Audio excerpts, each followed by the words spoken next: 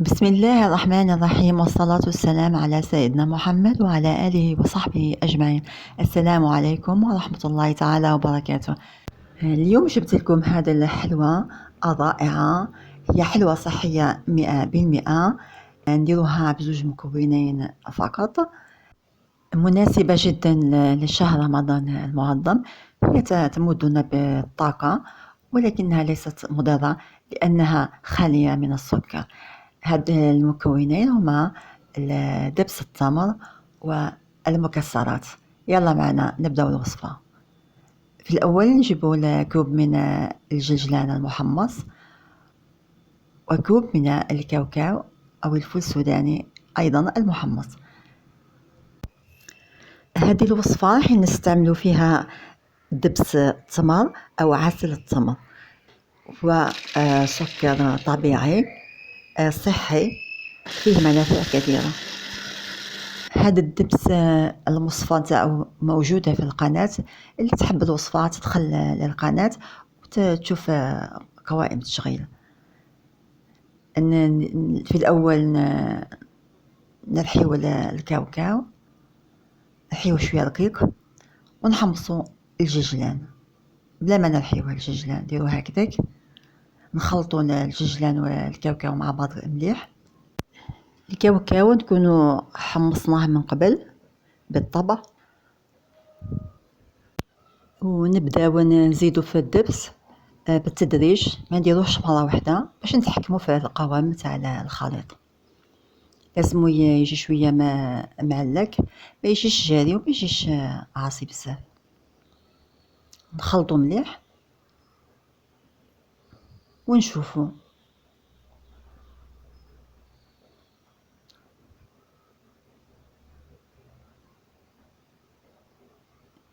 كي نحسوه باللي بدا يتقال ويتعلق، نجربو نطموه ونشوفو اذا كان ينطم ولا ما ينطمش. هو مازال عاصي شوية. الجلجلان والكاوكاو شوية صعبين باش تطمهم، وخاصة يعني الجلجلان راح يزكي الوصفة، وفيه فوائد كبيرة للصحة تاعنا، ويزيد البنة للحلوى ديالنا. نبقاو نخلطو حتى نتحصلوا على القوام اللي حابين حنا. نجربو دايما حتى ينطم. نبقاو نزيدو في الدبس، ما راحش يجي حلو بزاف، راح يجي بنين بزاف. والحلاوه كيما قلت تاع التمر ما راحش تضر، يعني مهما ناكلو مليحه لينا. الا اللي عندهم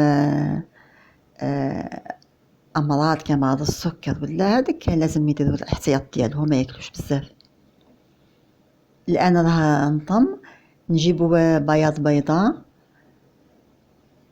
وشويه تاع الكاوكاو مرحي، يكون مرحي شويه خشين، يكون محمص طبيعه الحال، باش نزينو هاد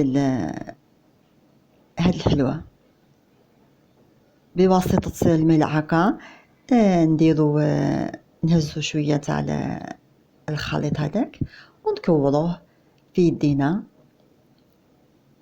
نكوروه في الكف ديالنا حتى نتحصلوا على كرة صغيرة.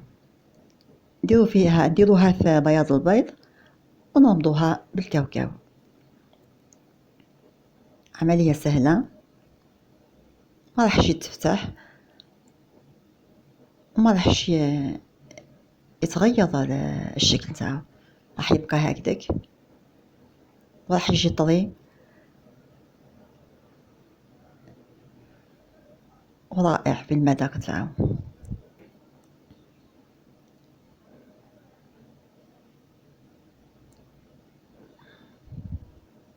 راح يلصق شويه في الايادي تاعنا، لكن معليش مادام تحصلوا على نتيجه مليحه، معليش نتحملوا كل شيء.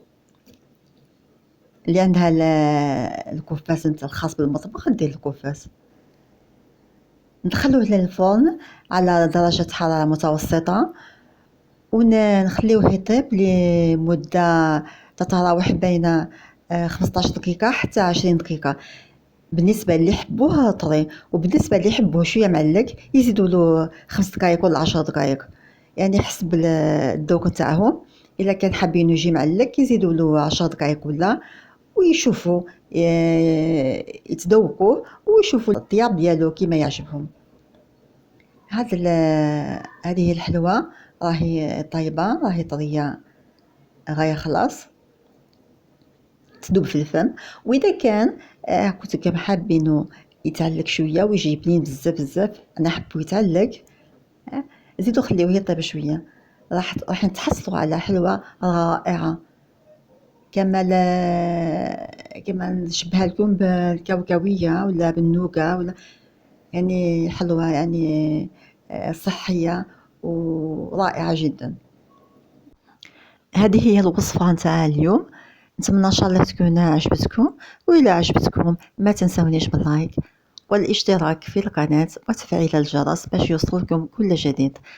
في الاخير نتمنى لكم الصحة والعافية، دمتم بخير. السلام عليكم ورحمة الله تعالى وبركاته.